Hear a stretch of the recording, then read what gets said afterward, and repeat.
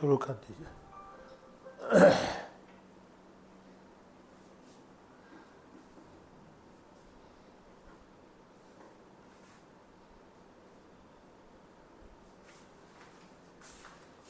शुरू हो गया।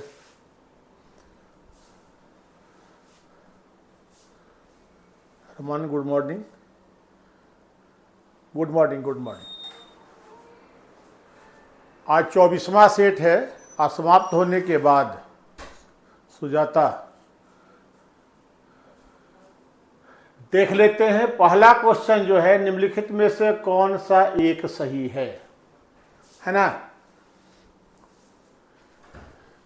अधिकार नागरिकों के विरुद्ध राज्य के दावे हैं।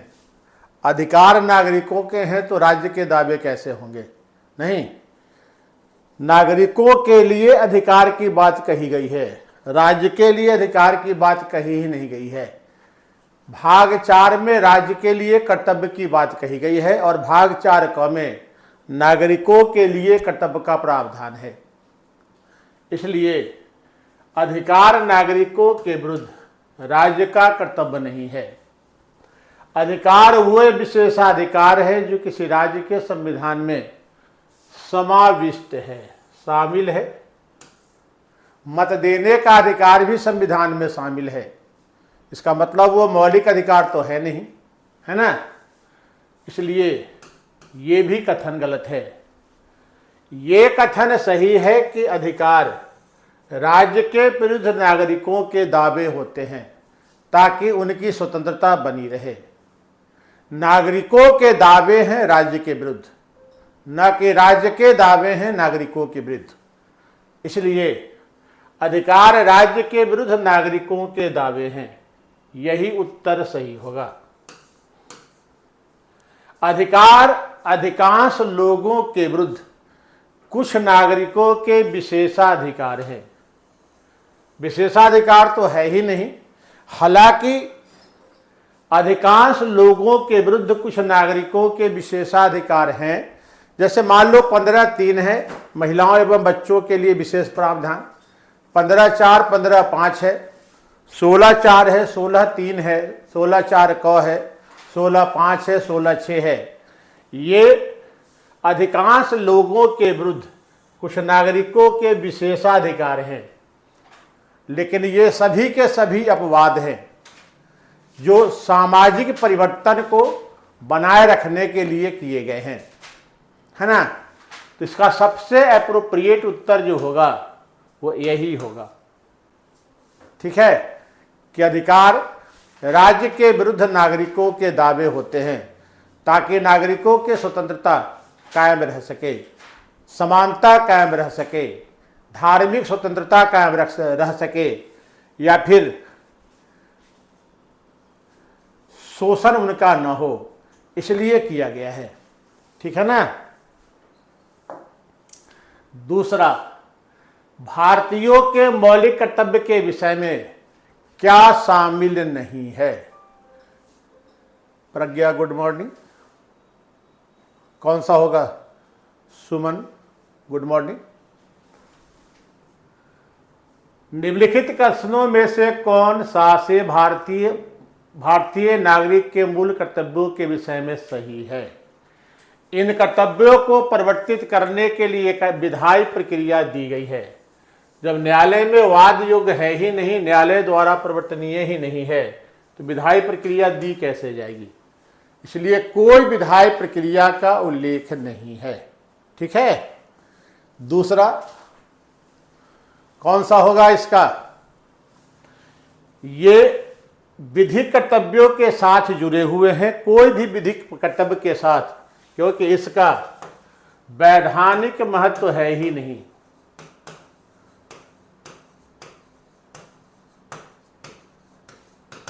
केवल नैतिक कर्तव्य है। न तो न्यायालय द्वारा परिवर्तनीय है, न ही विधायिका द्वारा जो विधि के द्वारा विधिक कर्तव्यों के साथ परस्पर संबंधित हैं।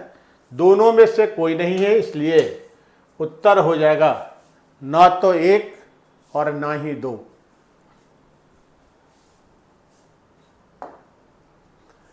किसी राज्य में राष्ट्रपति शासन लागू करने के संदर्भ में कौन सा कथन सही नहीं है ना? सही कौन नहीं है, इसकी जांच करनी है। इसे राज्यपाल की अनुशंसा पर यहां पर छूट गया है या अन्यथा लागू किया जा सकता है। उस दिन भी चर्चा हम लोगों ने किया है पिछले दिन ही कि राज्यपाल की अनुशंसा पर या अन्यथा, यानी राज्यपाल की अनुशंसा न भी हो फिर भी राष्ट्रपति को लगता है कि संवैधानिक तंत्र राज्य में विफल हो चुका है, तो वह अनुच्छेद 356 का प्रयोग कर सकता है, उस राज्य का शासन अपने हाथ में ले सकता है ना? तो ये तो सही है।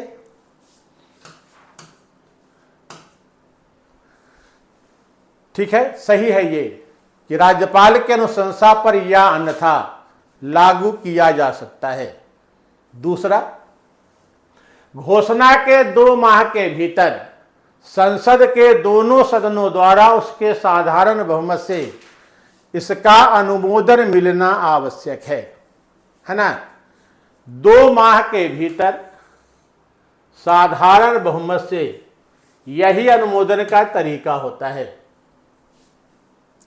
सी विकल्प है कि किसी राज्य में राष्ट्रपति शासन अधिकतम 1 वर्ष तक लागू रखा जा सकता है, लेकिन पंजाब में लगभग 4.5 वर्ष तक लागू रखा गया था। ऐसा कैसे हो गया? जम्मू कश्मीर में भी रहा है लंबे समय तक। जो 1987 में लगा था पंजाब में, वो 1992 फरवरी में समाप्त हुआ था। लगभग 4.5 वर्ष रहा है। ये कैसे हो गया, है ना? राष्ट्रपति शासन के दौरान विधानसभा को भंग या निलंबित किया जा सकता है, ये भी सही है। ये कथन, इसके संदर्भ में 3 बातें होती हैं। संसद की स्वीकृति से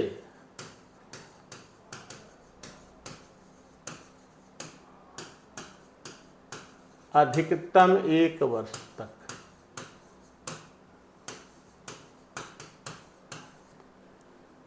एक बार में 6 माह के लिए, और अधिकतम संसद की स्वीकृति से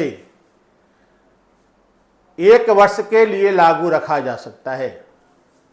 अगर 1 वर्ष तक से अधिक और अधिकतम 3 वर्ष तक रखना है तो संसद की स्वीकृति के साथ साथ निर्वाचन आयोग की यह अनुशंसा आवश्यक होती है कि इस राज्य में चुनाव नहीं कराए जा सकते हैं। तब इसे अधिकतम 3 साल तक लागू रखा जा सकता है। तो अधिकतम 3 वर्ष के लिए संसद की स्वीकृति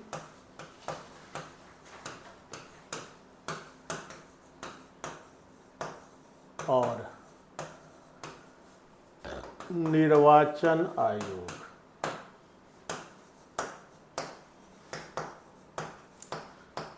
की अनुशंसा, तब इसे अधिकतम 3 वर्ष तक लागू रखा जा सकता है। और 3 वर्ष से अधिक लागू रखने के लिए क्या करना होगा? प्रत्येक 6 माह पर संविधान संशोधन करना होगा।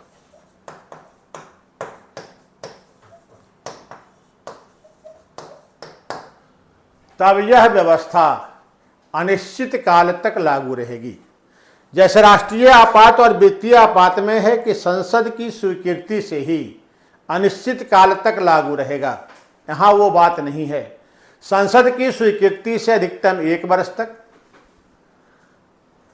1 वर्ष से अधिक और अधिकतम 3 वर्ष तक लागू रखने के लिए संसद की स्वीकृति के साथ साथ निर्वाचन आयोग की अनुशंसा मिलना आवश्यक है कि इस राज्य में चुनाव नहीं कराए जा सकते हैं। और अगर 3 वर्ष से भी अधिक समय तक रखना है तो प्रत्येक 6 माह पर संविधान संशोधन करना पड़ेगा। तब यह घोषणा अनिश्चित काल तक लागू रहेगी। ये व्यवस्था है अनुच्छेद 356 को लेकर। ठीक है, तो यही उत्तर होगा। चौथा, ये लगता है कि सत्य असत्य में गड़बड़ी हो गई है, देख लीजिए पहले, इसके बाद में क्वेश्चन को सही कर लेंगे। संवैधानिक प्रावधान के अनुसार यदि मंत्री परिषद लोकसभा में अपना बहुमत खो देता है तो राष्ट्रपति स्वेच्छा से लोकसभा को भंग कर सकता है। पहले भी हम लोग कर चुके हैं। हमको लगता है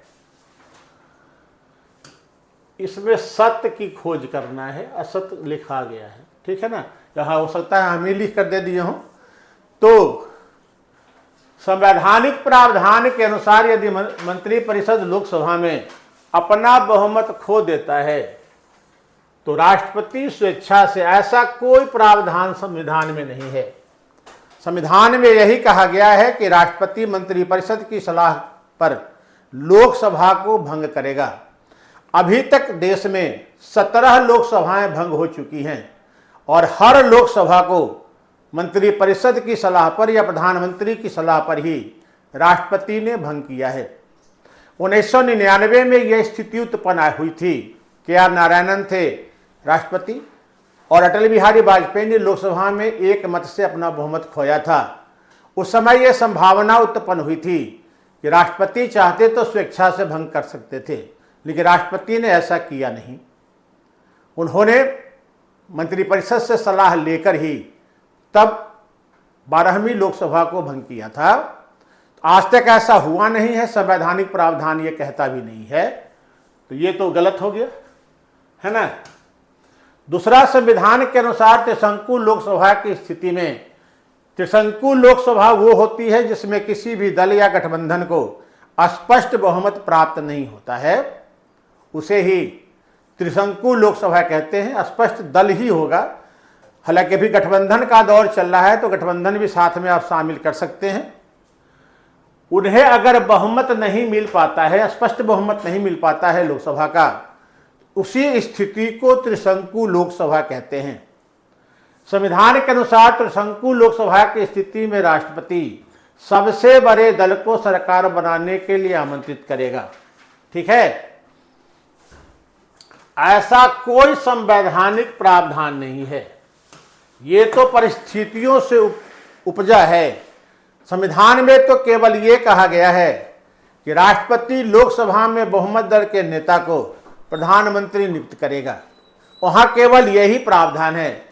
बहुमत दल के नेता, एक परिपाटी जरूर बनी हुई है, परंपरा बनी हुई है कि जो सबसे बड़े दल होते हैं उन्हें सरकार बनाने के लिए आमंत्रित किया जाता है। वो परिपाटी है, परंपरा है, कोई व्यवस्था नहीं है वो संवैधानिक। इसलिए ये कथन भी गलत हो जाता है।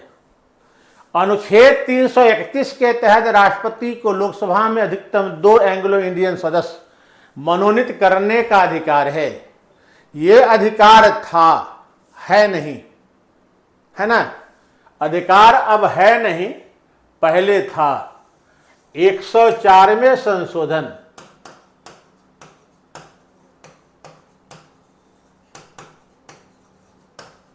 2019 के द्वारा समाप्त किया जा चुका है ना। इसलिए ये कथन भी गलत हो जाता है, कथन सही नहीं है। ठीक है। और चौथा, लोकसभा का निर्वाचन प्रादेशिक निर्वाचन क्षेत्र के आधार पर वयस्क मतदाताओं के द्वारा किया जाता है। अभी हाल में ही हुआ है 18वीं लोकसभा का चुनाव। प्रादेशिक का मतलब हुआ कि भौगोलिक क्षेत्र के रूप में निर्वाचन क्षेत्र संगठित होते हैं। जैसे पटना साहिब है, पाटलिपुत्रा है, हाजीपुर है, वैशाली है, समस्तीपुर है, उजियारपुर है ना। एक एरिया होता है, भौगोलिक क्षेत्र होता है, उसी को प्रादेशिक क्षेत्र कहते हैं। उसी के आधार पे चुनाव होते हैं और 18 वर्ष की आयु पूरा कर चुके मतदाता अपने प्रतिनिधि का चुनाव करते हैं, यानी वयस्क मताधिकार है। वयस्क मतदाताओं के द्वारा चुनाव होता है, तो यही सही होगा, है ना। राज्य निर्माण से संबंधित विधेयक राज्य की राय जानने के लिए उसके पास कब भेजा जाता है? राज्य निर्माण की प्रक्रिया है, एक क्या है, विधेयक कहां बनेगा?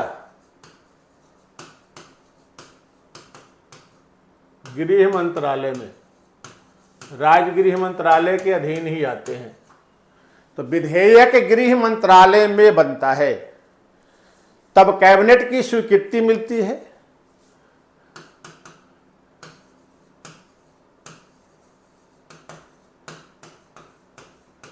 एक विभाग बनाया, जिसे पूरी सरकार ने स्वीकृति दे दी, कैबिनेट की स्वीकृति से ही मतलब होता है। इसके बाद राष्ट्रपति की पूर्व अनुमति, राष्ट्रपति की पूर्व अनुमति ली जाती है और राष्ट्रपति की पूर्व अनुमति के बाद फिर संसद में पेश किया जाता है। यही राज्य निर्माण से संबंधित विधेयक की प्रक्रिया है। राष्ट्रपति की अनुमति के लिए जो जाता है, तो राष्ट्रपति अपनी अनुमति देने से पहले राज्य विधानमंडल को भेजता है। अपनी अनुमति देने से पहले नहीं देता है। जब राज्य विधानमंडल से लौट कर आता है तब राष्ट्रपति अपनी अनुमति देंगे, है ना। तो राष्ट्रपति की पूर्व अनुमति से पहले उसे राज्य विधानमंडल के पास भेजा जाता है ना। दो बातें हैं, एक यहां पर राष्ट्रपति अपनी अनुमति देने से पहले राय जानने के लिए विधेयक को राज्य विधानमंडल के पास भेजता है, एक बात।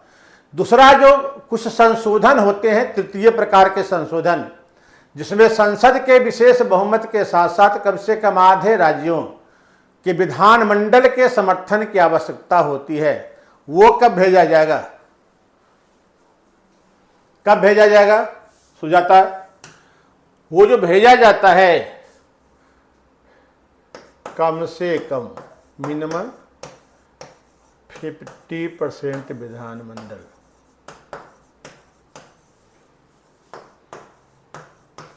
होती है ना स्वीकृति। जैसे मान लो सुप्रीम कोर्ट, हाई कोर्ट है, उसमें जो संशोधन होगा इसी प्रकार से होगा। अनुसूची 7 का कोई विषय होगा, इसी प्रकार से होगा। राष्ट्रपति का निर्वाचन और निर्वाचन की प्रक्रिया इसी प्रकार से होगा। संघीय विषय जो भी होंगे, अनुसूची 7 उसी में है, इसी प्रकार से संशोधित किए जाते हैं। इससे संबंधित विधेयक राज्य विधानमंडल के पास कब भेजे जाएंगे? कब भेजे जाएंगे बताइए?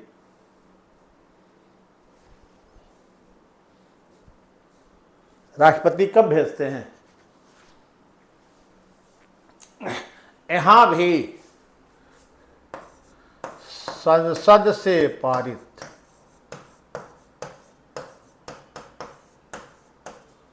होने के बाद तथा राष्ट्रपति की स्वीकृति से पूर्व, जब आधे राज्यों का विधानमंडल जाता है, संसद की स्वीकृति के बाद जब आधे राज्यों के विधानमंडल से समर्थित होकर जाता है, तब राष्ट्रपति उस पर अपनी स्वीकृति देते हैं। फिर अधिसूचित किया जाता है, लागू हो जाता है ना। तो संसद पास कर देगा, उसके बाद भेज दिया जाएगा राज्यों के पास। ठीक है, ये वहां पर है। दो ही मसले तो हैं, एक इस प्रकार के संशोधन के लिए विधेयक राज्य विधानमंडल को भेजा जाता है, या फिर नए राज्य का निर्माण करना है, उससे संबंधित विधेयक राज्य विधानमंडल के पास भेजा जाता है। वो राष्ट्रपति, चूंकि राज्य विधानमंडल वो राष्ट्रपति की पूर्व स्वीकृति से नए राज्य निर्माण से संबंधित विधेयक संसद में पेश किया जाता है, इसलिए राष्ट्रपति अपनी जो अनुमति, पूर्व अनुमति देते हैं, उसके पहले ही भेजा जाता है। इनकी अनुमति, चाहे जो भी हो, राय जो भी व्यक्त करें, हाँ ना कुछ भी कहें, प्रभाव तो नहीं पड़ेगा या लटका दें। फिर विधेयक राष्ट्रपति के पास जाता है, राष्ट्रपति अपनी स्वीकृति देते हैं, फिर इसे संसद के किसी भी सदन, लोकसभा या राज्यसभा में पेश किया जा सकता है। संसद का दोनों सदन अपने साधारण बहुमत से विधेयक को पारित कर देता है, तब नए राज्य का निर्माण हो जाता है या वर्तमान राज्यों के नाम, सीमा या क्षेत्र में परिवर्तन होते हैं। यही प्रक्रिया है अनुच्छेद 3 में, यही होगा। एक बार रिवाइज कर लेते हैं।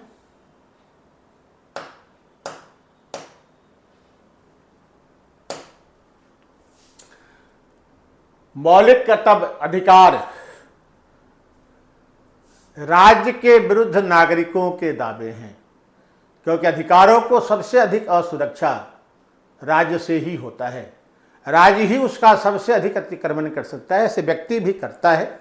अनुच्छेद 17 हो सकता है, अनुच्छेद 23 हो सकता है, अनुच्छेद 24 हो सकता है, 25 भी हो सकता है। लेकिन सबसे बड़ी बात है कि राज्य इसका सबसे बड़ा अवरोधक है। इसलिए राज्य की शक्ति के विरुद्ध ये नागरिकों के दावे होते हैं, ताकि स्वतंत्रता, समानता सब कुछ बना रहे। तो राज्य के विरुद्ध ही दावा है अधिकार। नागरिकों के विरुद्ध राज्य का दावा नहीं हो सकता है, ना विशेषाधिकार है। हालांकि कुछ अधिकांश लोगों के विरुद्ध कुछ लोगों के विशेषाधिकार भी हो सकते हैं, क्योंकि वो भी मौलिक अधिकार में ही शामिल हैं। जो अपवाद रखे गए हैं सब उसी में है ना।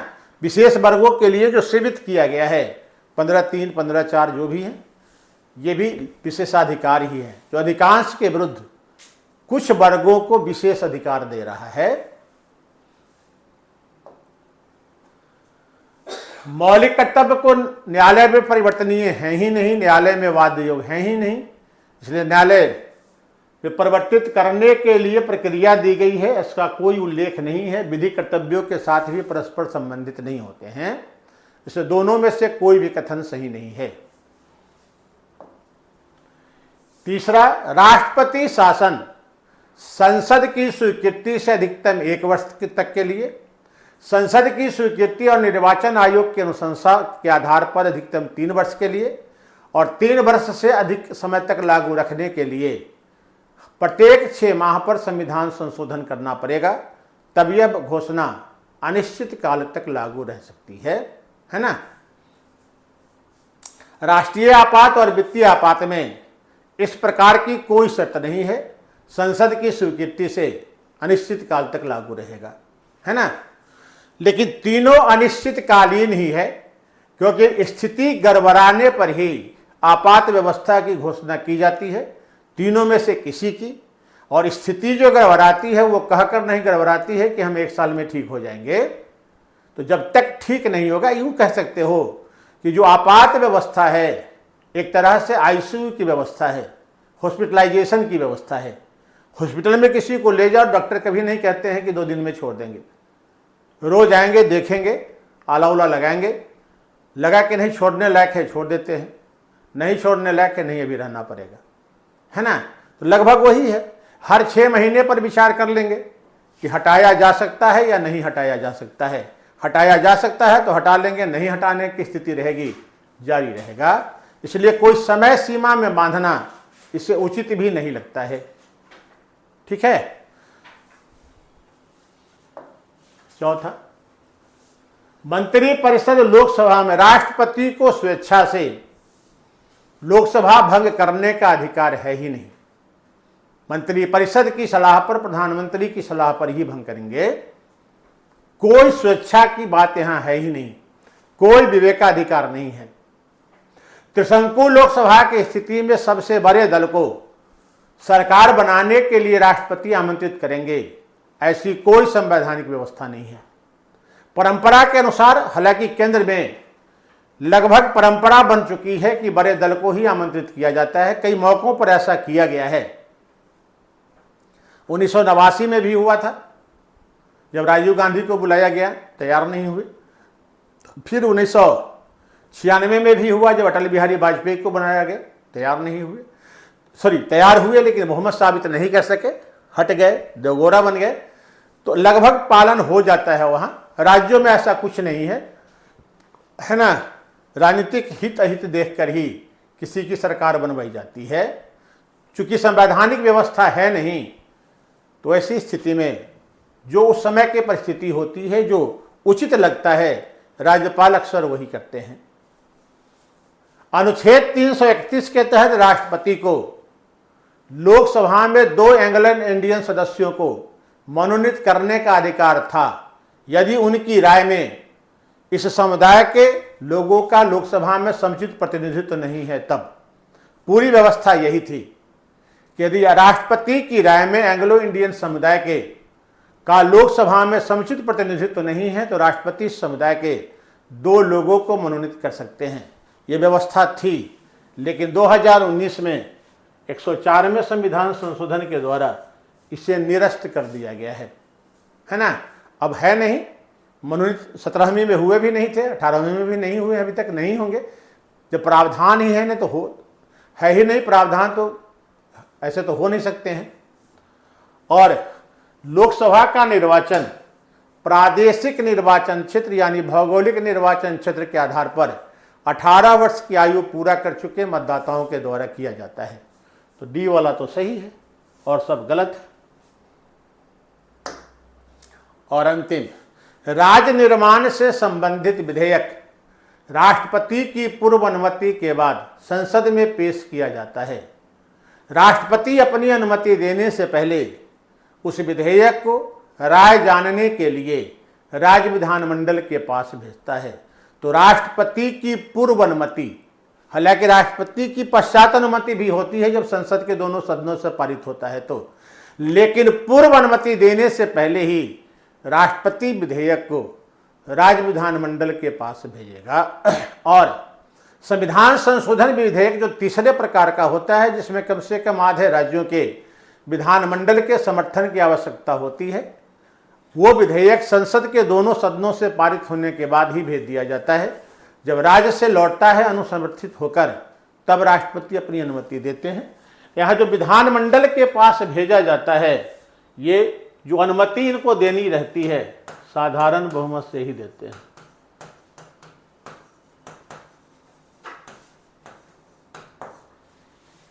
साधारण बहुमत से ही लिया जाता है अनुमति, है ना। चलिए, आज तो इतना ही था। आज 24वां सेट था भाई, 24 सेट 120 क्वेश्चन हो चुका है। कल फिर 5 क्वेश्चन को हम लोग बात करेंगे। तो कल तक के लिए 5 क्वेश्चन का इंतजार कीजिए, क्या सब रहता है। तो कल मिलते हैं। आज तक के लिए इतना ही, धन्यवाद।